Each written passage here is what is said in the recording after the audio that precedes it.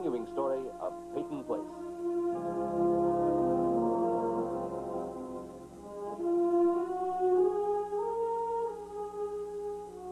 Starring Dorothy Malone as Constance Mackenzie, Ed Nelson as Michael Rossi, Ryan O'Neill as Rodney Harrington, Barbara Parkins as Betty Anderson, Tim O'Connor as Elliot Carsons, Christopher Connolly as Norman Harrington, Patricia Morrow as Rita Harrington, James Douglas as Stephen Cord.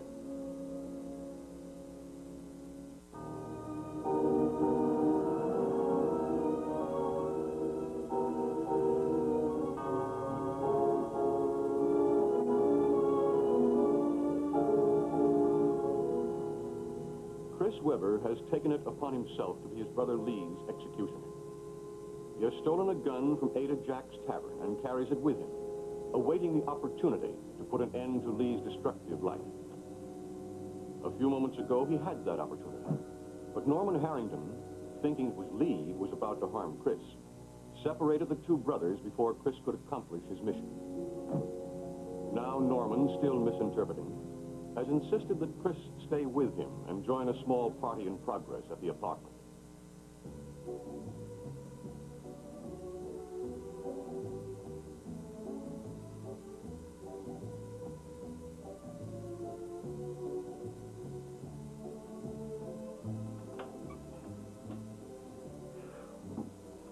Hi, everybody. Watch it 2 steps down. I'm sorry I'm late. I ran into Chris and started talking. Hi, Chris. Hello, Rita.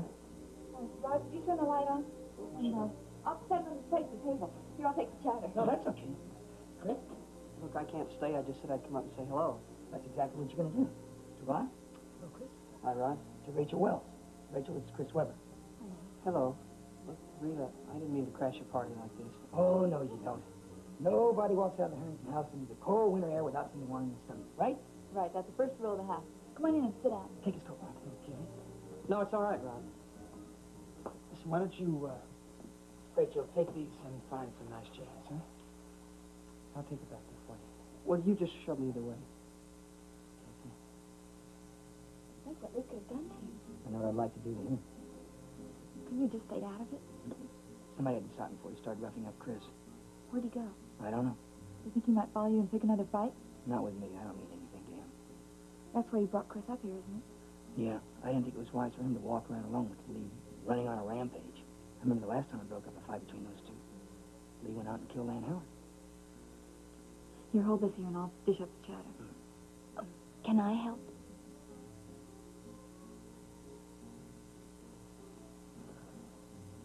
Sure.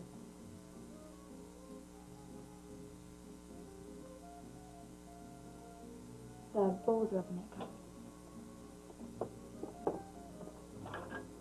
Hey, the chowder's just about on. Everybody better grab a seat. Chris? You're in the kitchen, what? I think I better split. Hey, now, wait a minute. I know I just got here, but I still think I better split. Look, Norman, I appreciate the fact that you're trying to do what's right, but stay out of things, will you? No, I won't. Not with the way Lee was acting. I don't need a bodyguard. I'm just offering you a bowl of hot soup. And a place to hide. Look, I'm not saying you can't take care of yourself. I just think you ought to sit down and cool it for a while. Hey, listen, I don't know what's going on here, but Chris, if you're having some kind of a beef with Lee, it might be a good idea to sit out a couple of rounds. Look, you guys, this is a family matter, but you're mixed up. It's not the Harringtons, it's the Webbers. I want to take care of it myself. Chris, why don't you just sit down and think about it for 3 seconds? Norman, you're the gracious host, and I'm an ingrate. Let's leave it at that, okay? I'm not looking for a merit badge. I just think you ought to think about it. I know what I'm doing. Chris, get out of my way. Where are you going? Please, Chris. Look, how many ways do I have to say it to you? I don't need your help. I don't want your help. Now, you butted in, now butt out. Chris, the door this way.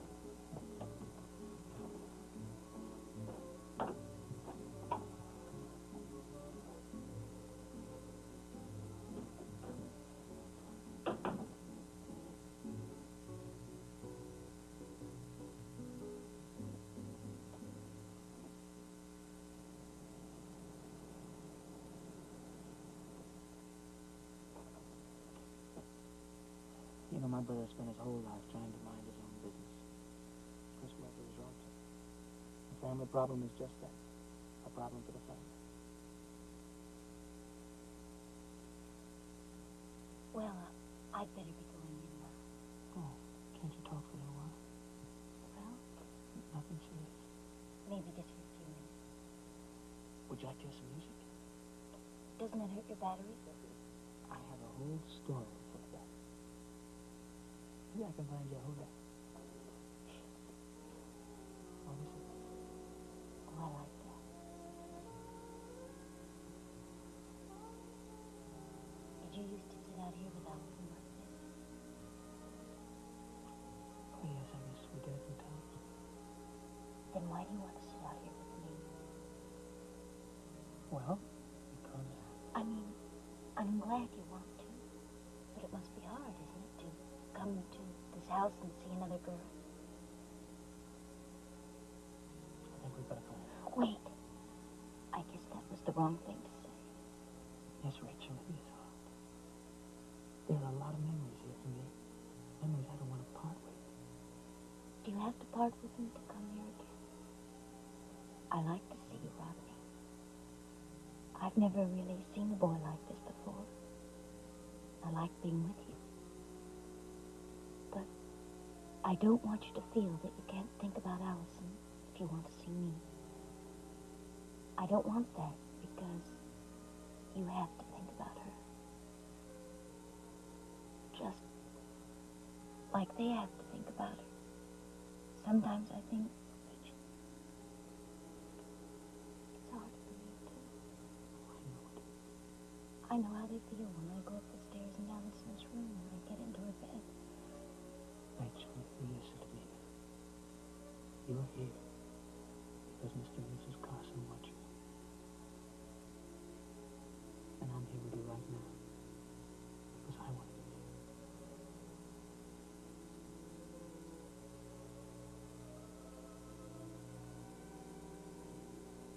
Will you walk me to the door? In my pleasure.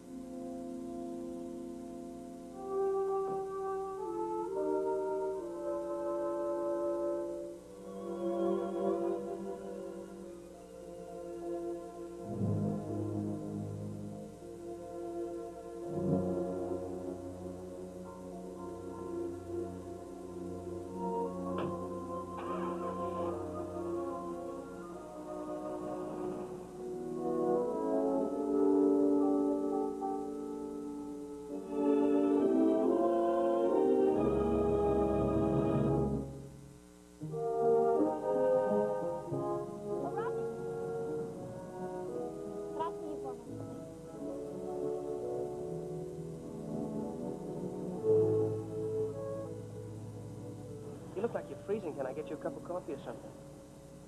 Look, Rodney, it's not like us to be uncomfortable with each other, is it? No, I guess I have been looking the other way when it comes to you, haven't I? You know, I think one of the things I've always admired most about you is your openness, your frankness. Don't lose that, Rod. I know how much Allison meant to you, how much she'll always mean to you. But listen to me. Nobody told Allison she had to leave home. Nobody drove her away. She chose to go. She could have stayed home, but she chose to go. Now, it took me a long time to accept that. And it was hard, but it's true. I believe she'll come back someday when she's ready. But in the meantime, we can't all just stop living. Will you promise me something, Rod? If there's someone you'd like to see, don't be ashamed. I mean, nobody's going to accuse you of being insincere or shallow or unfaithful. Even if the person that you'd like to see is... Even if that person I want to see is living in Allison's house? Yes. Oh, I don't know. I don't know, Mrs. Carson. I tell you, sometimes I walk past that bird feeder or stand at the front porch with Rachel waiting for somebody to open the door. Well, it can shake me up pretty badly. let's just say I don't want to make any promises I don't know if I can keep. But I do appreciate what you're saying, and I thank you. Thank you, Rod.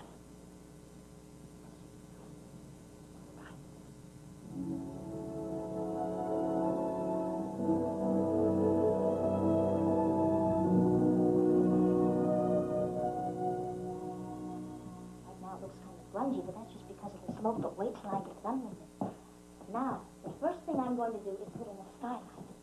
Don't you think that'll improve it tremendously? Oh, it's going to be such fun to redecorate this more. What are you going to do about the old man's room? And Rodney's?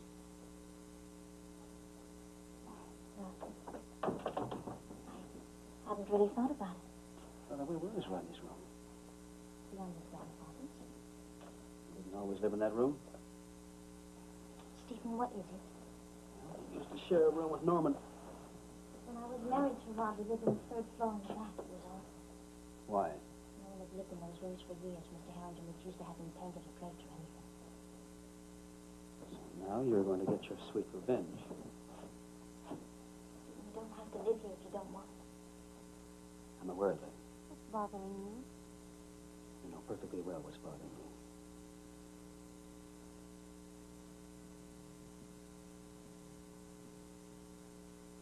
Aren't you ever going to be able to trust me? It isn't you, it's me. Well, don't just walk away. Let's talk about this. I've always been jealous of Rodney. Perhaps I always will be. It's not something you can cure by talking about it. We'd be living in the same house with your ex-husband. The proximity bothers me. I can't help it.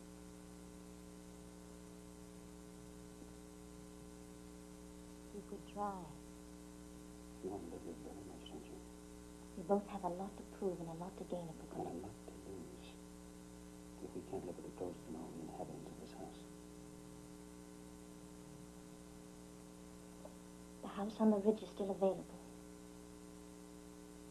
Well, we'd never know if this disease of mine, this jealousy, is terrible or not. Guess the only way to make sure is to face it. Live with it. And maybe then I can conquer it. If you're willing to try, I am.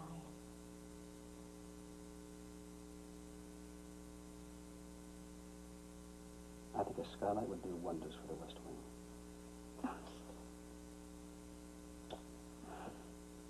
Let's take a look upstairs.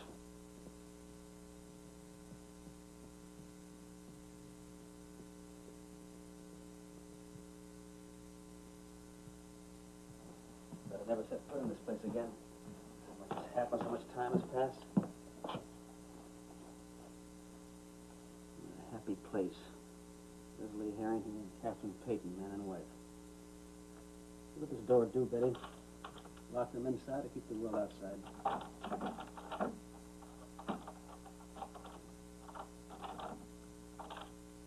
Gave you that too. The old man's chauffeur. Maybe he was confused. Maybe.